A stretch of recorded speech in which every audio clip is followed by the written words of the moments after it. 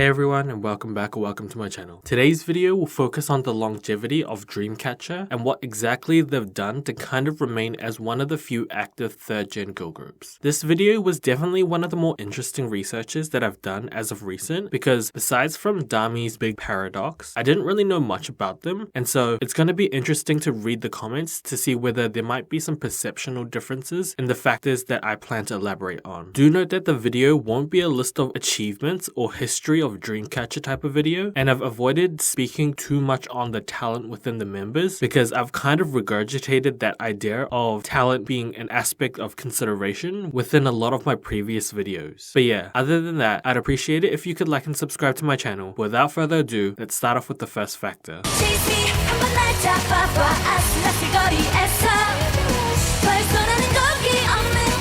Starting off with the most notable uniqueness that has made them stand out within the K-pop market. When visualizing the two conceptual aspects of horror and rock within the K-pop sphere, and during their re-debut of 2017, or even just in present times, it kinda seems unfathomable how they were able to make the transition of such a concept into any form of relative success on initial glance. I mean, the general digestibility of the horror rock concept strayed far away from the realms of any cookie cutter concepts that would easily garner groups relative success. As a result of such uniqueness in concept, this placed further risk on Dreamcatcher considering the smaller nature of the company, which would mean they would need to essentially build from ground up with a major reliance on obtaining the general public's attention in spite of such an unconventional concept, with no solid footing within the K-pop market in 2017. However, when breaking down the horror aspect of Dreamcatcher, it's not a completely new concept that's never been done before. Prior groups have pulled off this concept as one-off releases or even special performances with relative reception, and thus this eased the complete risk of a horror concept through slight normalization to Dreamcatcher, who would instead consistently infuse the concept into each of their releases. As well as that, the general consensus that I've seen throughout the reception of Dreamcatcher's concept and music is that it's either really good or it's just not their preference. It has never felt as though Dreamcatcher is just seen as straight up bad due to their concept or music, which is a great area to land on with general audiences, considering how notably different they are to the K-pop competition. What further helped them to me was the type of rock genre used, which felt a bit more digestible in comparison to using a more authentic rock sound. As a result, this kinda allowed for a slight caterance to a general public audience in spite of the uniqueness and the potential foreignness of these conceptual directions, while also drawing the attention from a niche audience who would appreciate the distinctiveness of their concept. Obviously, this wouldn't be a significant amount of people that would become a fan initially and just like that, but the people who appreciated and enjoyed the music were likely to be more dedicated, as there weren't alternative groups to Dreamcatcher to also pivot to get such an experience. The combined choices and consistencies of following through with the concept would allow for them to slowly grow their fan base while also developing a distinct branding for themselves. Despite the consistency in concept, this also didn't mean their music sounded the same either, as they would fuse genres to further appeal themselves within the K-pop market, which slowly expanded beyond the domestic markets, as I'll elaborate in the next section.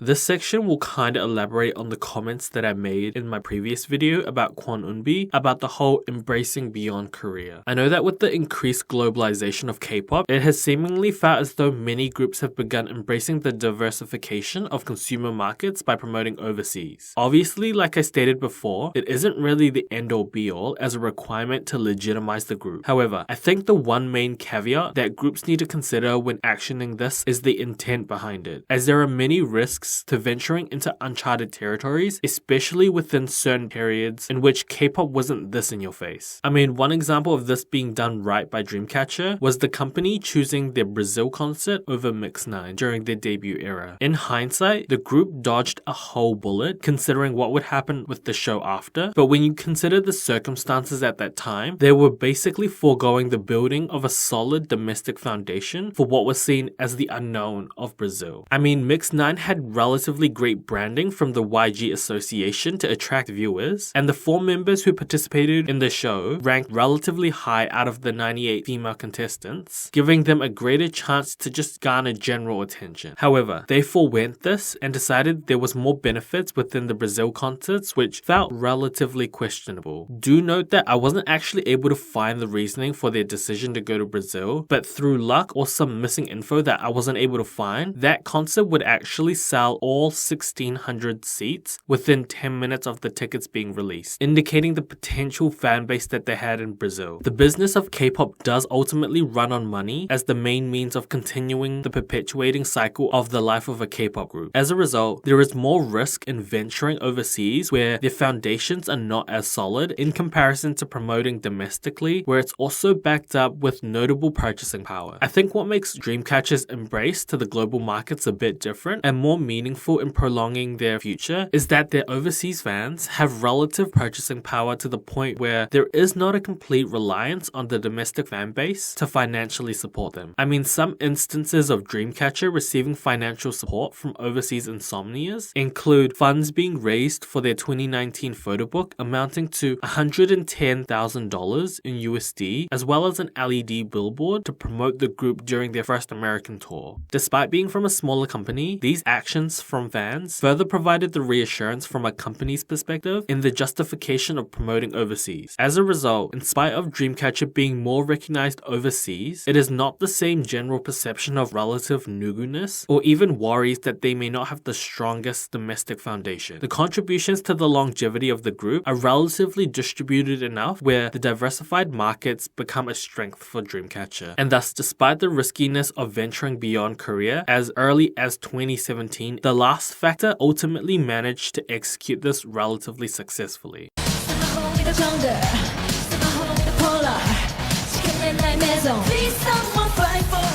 And the final factor is a reversal of the common issue that gets discussed in my Why I'm Worried About videos, being the company. In no way does it mean that they have only done good for the group. However, there seems to be a relative genuineness in fostering the growth and success for Dreamcatcher, in spite of the notable disadvantages of being a small company. I mean, a notable example of this is the switch from Minx to Dreamcatcher. The CEO made a risky decision through switching the group's initial cute concept of Minx to a horror rock concept of Dreamcatcher. Through recognizing the oversaturation of the cute concept within the 2014 to 2015 period, the company foregoed the easily marketable cute concept and restarted fresh with the same members and with a subjectively niche concept that distinguished themselves. Despite the nicheness of the concept, which had no guaranteed success within the domestic market, the company would still continue to promote the group both domestically and overseas. Typically, a standard approach for companies around their size is that they would debut a group and hopefully have a few comebacks to assess the viability of the group. Usually the pressure is placed on the idols to stand out enough to create a dent into the foundation of a fan base. If the results are not the best, the attention and focus on the group then gets dramatically reduced till dungeon or disbandment discussions might be had. As a result, there are relatively less leeways for any rooms for error, making Dreamcatcher's company relatively different as they took many unconventional routes in pursuit of a strong fan base rather than any short-term success of following trends. What also helped is the fact that the company has stayed away from expanding too much to manage more groups and careers like that. I know technically they did set up a subsidiary to debut the boy group Dice, who disbanded 4 years into their career. However, this seemed more of a way to hopefully capitalize off of Woo Jin-young's success through his many survival show appearances while also utilizing the trainees that were still within the company. As a result of the basically non-existent roster of artists, this has allowed for Dreamcatcher's company to put all their attention on the group, which doesn't necessarily guarantee the success. However, with the other points previously discussed, in which there were clear influences made from the company's side, Dreamcatcher's company has proved their out-of-box thinking has helped elevate and prolong the career of Dreamcatcher. Final thoughts. I think a combination of all these factors allowed for Dreamcatcher to fit in this perfect middle area of being successful enough to continue as a group, group, while also not being that successful enough to pivot elsewhere with certainty of producing similar results, especially with renewals of contracts in which most small to mid-sized companies barely make the 7 years. Dreamcatcher are one of the few rare cases in which it came down to a mutual agreement between the two parties. This kinda explains how Dreamcatcher are one of the few active third-gen girl groups as of 2024. As of recent, Dreamcatcher did make another comeback with Justice, while also being in preparation for their US concert tour. We can't know for sure what will happen in the future, but hopefully we do see a continued momentum of their career solidification. But yeah, that's it for the video. Thanks for watching, and let me know your thoughts on Dreamcatcher's career, your thoughts on their future, and any other factors you think I may have missed. My next video will either be a why I'm worried about Somi edition, just because her recent release of Ice Cream wasn't it, and with the inconsistency of releases, I kinda wanted to look into her career as a whole, just to see what's kind of happening, but also it does kind of feel a bit obvious. If not that, I also was thinking about looking into the solo careers of each of the Mamamoo members, just because they don't necessarily scream successful from what I've seen, so I do want to see whether that might just be a me perception, or whether there's some recurring factors that might be influencing their solo careers to be perceived like that. But yeah, if you're interested in either topics, then please like and subscribe to keep up to date, and I'll see you in the next video. Bye!